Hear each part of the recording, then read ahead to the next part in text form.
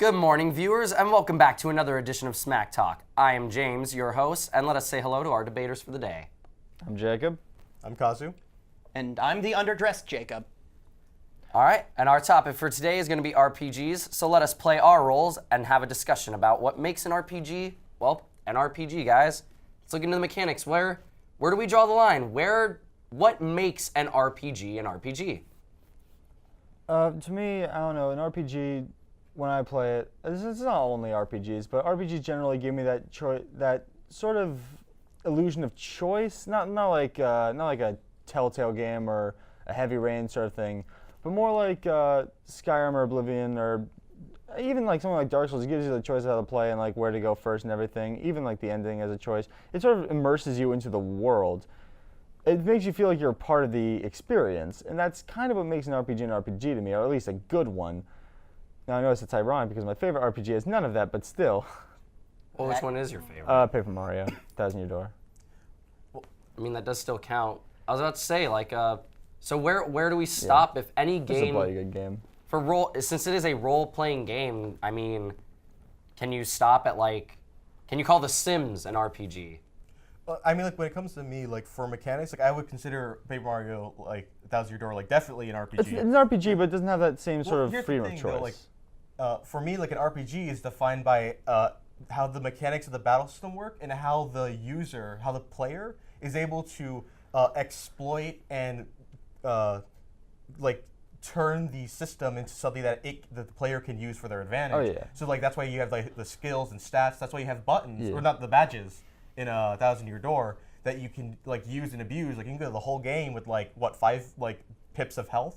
And if you just keep using the mechanics to your advantage, you make your character so strong it one hits everything, and you make sure every time you get hit, you just press the A button so you don't get hit. Then that's you're using the battle mechanics in a way to your advantage. Yeah. And it's all catered to you. Don't get me wrong, by the way. I don't mean when you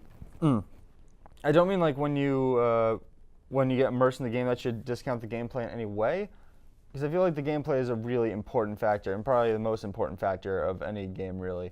But still, I like to feel immersed in my game. If you're all gameplay and nothing aesthetic or anything like that at all, it does sort of feel kind of boring to a point where it feels like I could have just played a lesser game but had more of an experience out of it. Yeah. And to answer your question about The Sims, by the way, I don't really think Sims is that much of an RPG. It feels more like a simulation to me, as you're not really taking the role of one person as you are taking the role of some almighty god sort of looking down on everyone, but you're only controlling a select few of them. Look at something like Final Fantasy VII. You still take control of a party. Granted, for the overworld travel, that's mostly one character, but technically you're playing as one person as sort of a command sort of thing. Fair enough. Persona 3 was more, I believe the way you described Persona 3, I believe that was more accurate to what you're thinking of, where you only control one person the entire time. Yeah, you can set commands for your party members, but you can't directly control them. Right. That's the battle system going the way that they want to make it thematically relevant to the story. So that's why they do it for that, because it's about destinies and controlling your own fate. But I mean, I just play them for the story. If they got a good story, I'll put up with bad gameplay mechanics. Well, when we're looking into the mechanics, because we do have action-based and turn-based RPGs, do you guys have any preference on that? Or is it kind of on a game-to-game basis? Because that's pretty much my view on it. Dragon's Dogma is so good. Dragon's Dogma is really good. I'm a big fan of action RPGs. The thing about most turn-based RPGs is I find them boring to a point where it feels like you're just grinding for the sake of... It feels like you're just pressing one button for the sake of grinding at one point. Final Fantasy has been sort of a problem with that for a while. Yeah, they fixed the problem with the active time battle system all the way back in... Which game did that come from? 3, 4, something like that? I think it was 5. And then they proceeded to break it later on with games like 13. As I said, favorite RPG though, even though Paper Mario is my favorite RPG, which is a turn-based RPG though, that I feel like that doesn't count because it has more of a. Well, they have even though it is the same buttons. Yeah. But games with turn-based combat, I feel have to be more than just pressing one button. Again, the two games come to mind. Paper Mario Thousand Year Door with its action commands that do make it a lot more interesting. And I know I should have let this die, Undertale, which is a bit more... that weird mix of despite what the community's done to it, it's still a good game. A good game's a good game. That game kind of died out because of the community, though. Can I use Undertale as a segue? Go ahead. One of Undertale's like original like inspirations is the SMT series, the Shin Megami Tensei series. I probably butcher that. I can't speak today. Shin Megami Tensei is how you say it. Awesome. So basically, that has a system where it's mostly just you pressing a single button. You don't get any like moments where, oh, I can press here to defend. But the difference is that even though it's turn-based and you're just selecting options to do, the combat is still so fast and frenetic, especially in the fourth game in the series. And I still have to play Apocalypse, but in the fourth game, it works on a press turn system where if you're able to get like a critical hit or you're able to get the enemy's weakness with one of your own attacks, then you get to go again. And the combat system becomes like it's really fast thing of you get into a battle, you figure out what their weakness is, you exploit it, you go again and again and again and again until everything's dead, or else they do the same thing to you, and it becomes this really fast game of, am I gonna die the next turn, or am I gonna get this critical hit that'll allow me to go to the person who can actually do some damage? That's what I actually kind of like about like the turn-based, because even when they don't have all that fancy action, like implementing a turn-based system into the battle does add a layer of strategy to like going into the battle. You have to know, hey, all right, what do I have to prepare? What items am I gonna need? What attacks am I gonna need? What partners am I gonna need? Like, you need to really build your party around the battle beforehand, or you're gonna get screwed over. That was probably my favorite thing about Tokyo Mirage Sessions for like the week I played it. I had that game for like 1 week, dude. I never beat that game. I heard it was like a okay sort of game. It was good. I heard it was like a weak Persona game. Now, the story behind Tokyo Mirage Sessions, that's a whole different kettle of fish. Well, yeah, it's supposed to be Shin Megami Tensei versus Fire Emblem. Yeah, and if you look at the teaser trailer they released for it about 4 or 5 years back, it looks nothing like what it's Isn't like J-Pop City? Yeah. No. Clip art. It was meant to actually be a strategy game. I don't know what happened. I blame Persona 4, but still. I don't know. Persona 5 looks really good. And you already made your mention about how you can see, obviously, that gameplay mechanics in games in general, let alone RPGs, is the most important. But as it is a role-playing game, I mean, how important is the story? Because I would think that's still probably the next biggest part of the game. That's a weird argument. A lot of people argue you kind of need that story in there, but games like Skyrim, which don't really sell you on its story, I mean, shoot, many people I know have never actually beaten the campaign for the game. Well, yeah, because I don't know if that's more for the campaign storyline, more for like, they still have like a lore. They That's still have a built lore around to it, yeah. Yeah, like, but you can argue that's not really that necessary. Take a look at games like Dark Souls. Dark Souls don't really have to sell you on this large story as much as they have to sell you on the world. Granted, you can argue it's environmental storytelling, and that, in my opinion, is more impressive than regular storytelling because they have to craft. I guess that comes down to like what your definition of storytelling is. They have to tell you a story without saying anything, and that's what's interesting. I sort of got this feeling of the world. I got the story of the world of Dark Souls without them having to explicitly tell me pretty much anything. Or you could do like Destiny and make you use A web browser. you can use off-game resources to try and find out story. What's a Destiny? I'm looking at you guys, Bungie. I want to interject for a moment. What he was saying about like how like games like Skyrim don't need a story.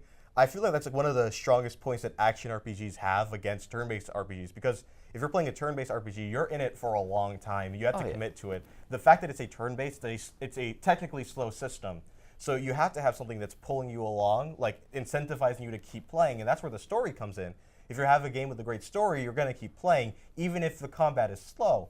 But in an action RPG, you have the benefit of the actual mechanics are more like frenetic and fun. They're more like weighty. You can actually feel yourself getting stronger, and that's one of like a base core component that like people enjoy playing action RPGs for, is the feeling of getting stronger and stronger until you're fighting giant griffins or dragons with your bare fists. Or you killing start off God with the power of friendship. You started off with those little itty bitty slimes. Hashtag every JRPG. You know, that's actually pretty interesting, since you said hashtag every JRPG, the tropes. Do you guys have any favorites or any ones you think that are just need to die? Dude, I want a waifu system in every game. There needs to be. I need a waifu in every game. I don't know know what? if I can. Boy, You're either a fan of I hate Persona, man. You either like. fight me. Wow, you want. No, I'm joking. I like You Persona want to die, 3 boy? That's how and 2. people die. And 2.5. JRPGs are very interesting because while most Western RPGs focus on creating like their core gameplay, the Japanese RPGs tend to throw in a lot of distractions in there. Dragon's Dogma has a lot of features that seem like not very, very not useful, but gosh dang, they're fun. The grab button, for example. kind of useless in combat. Like, I know some people will argue against me, like, no, it's useful for climbing monsters. Like, you could do easily everything you can do in Dragon's Dogma without actually having to climb any monsters in that game. It's just fun to, like, pick up people and throw them. It's great because they just, like, stun a wolf, pick them up, throw them off the cliff. They call me the dog chucker for a reason, boy. For a serious answer for this, I adore when an RPG has time mechanics, like going back to Persona, like actually having like the time mechanics where it's like, oh, you have a day and night cycle, you have like these events happening. In Skyrim, I wish they had more things where like, well, actually Dragon's Dogma is a great one, where you have the day and night cycle, where at night there's stronger monsters, you get different quests. Like having a incentivizing time mechanic for anything makes it great, but that could also ruin a game. Or if you like say Fallout 4, for example, man, like, remember how you have such a gripping story about saving your kid, and then you exit out and you immediately forget everything in your character. Every story bit, he's like, I need to find my son! But everything else is not. That game had role-playing mechanics? I forgot too. Fallout 4 is more of a shooter. That's why I mentioned Fallout Sarcasm option. Yeah, from Fallout Before 3, the kind of show. branched Oh, off. yes, Fallout 4, where the options are yes, which means yes, no, which means yes, more information, which means yes, and sarcasm, which means an unfunny quip, then yes. Or no, sometimes just no. There's like 2 times. 2 times. In a game that's how many hours long to complete? To be fair, Fallout 4 the best waifus of any RPG. So what you're telling me is every RPG needs I can that romance waifu a mechanic? ghoul. That's all I needed to hear. Dude, Hancock? I didn't know that part. You can. Didn't need to You know didn't that know you part. can romance Hancock? No, I didn't know you could. I didn't know you could romance a ghoul. Yeah, it's awesome. I haven't played Fallout. Dude, you can honestly, romance so. a synth. It's great. Bethesda listened to me that one time, and I respect that. Yeah, they're all inclusive. What are you talking about? Waifu system is the best part of I'm into RPGs. ghoul. Okay. It's good do to you have think, diverse waifus. Get back on topic. Japanese, other than like, I feel like I didn't describe the distractions well enough. There were a couple.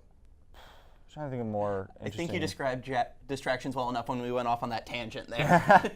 Yeah, never mind. I think. Well, talking about the JRPGs, I mean, do you end up preferring those over the Western RPGs, or do you really see that big of a difference when it really comes down to it between the two, or is it just like kind of subtle style nuances? Subtle style nuances. I wouldn't say I prefer one or the other, because I can go and I can play like my Dark Souls or Dragon's Dogma or Paper Mario as much as I want. I'll still go back to like a Western style RPG. Fallout New Vegas I play a lot of. Some other Witcher technically counts as a Western RPG. Yeah. Even though it's sort of made in Poland. That's part of Europe. It counts. The developer team was whiter than the snow outside of their building. Okay. It counts. I'm sorry. At the risk of sounding stupid, I'm sorry. Don't worry, I'm sounding stupid enough. I don't even have enough to say about it. Witcher and pretty much anything by Bethesda, I can still go back to. Anything by Bethesda discounting Fallout 4 or the Dishonored series, basically. Dishonored was made by Arcane Studios and published by Bethesda Softworks. The Bethesda development studio had nothing to do with Point it. is, I don't like Dishonored. Anyway, next question. I mean, So what else do we have, guys? I mean, I think I wish I don't have enough RPG experience, unfortunately, to really put my. Yeah. I think we covered it all pretty well. covered I a think pretty we good point, like yeah. put out some pretty good points. We talked about it. The system's pretty in depth. So, Yeah. do you have anything to add, or? I mean, if you want to get back down to brass tacks, I heard. I want to attribute this to extra credits, but I don't remember exactly where I heard it. Where like the difference between Western and Japanese RPGs is that Japanese RPGs pretty much are trying to tell you a story from point A to point B to point C to point through Q, while Western RPGs put you in a world and let you create your own stories. That's actually a really accurate way of looking at it. Look at games like Bethesda. I keep forgetting those games have campaigns. I'm just off doing whatever. Look at New Vegas. Like, one of the side quests in the DLC was what? Couldn't you talk to your own brain or something? Yes. Yeah, that was pretty great. Yeah, that would have had nothing to do with the main quest. And if that was a Japanese game, that would have probably just been cut out. With the blank fingers. Or would have been part of the story. Or it would have been like a fetch quest where you talk to an NPC. and It probably would have been fetch quest. Hey, go find your own robot I think brain. that's a trope that might need to die. There are too many fetch quests. There are a lot of escort MMOs missions. will never die, and thus fetch quests will There never are die. too many escort missions in Japanese RPGs, especially action ones. I'm having a little bit of a painful flashback of escorts. Yeah. Well, Point in case. Case in point, every escort mission should not exist. This has been Smack Talk. So fight Bioshock you. Infinite and Next The Last of Us time. should not exist? No, those were fine because those weren't escort missions. I never had to worry about Ellie or Resident Elizabeth. Evil 4. Well, She was good. You put her in a trash can and she was safe. There we go. That's what I was Put her in waiting the trash for. where she belongs. all right, guys. Well, I'm going to have to escort this to the end of the episode for now. Thank you for joining us on Smack Talk. Join us next time. Stay viewing.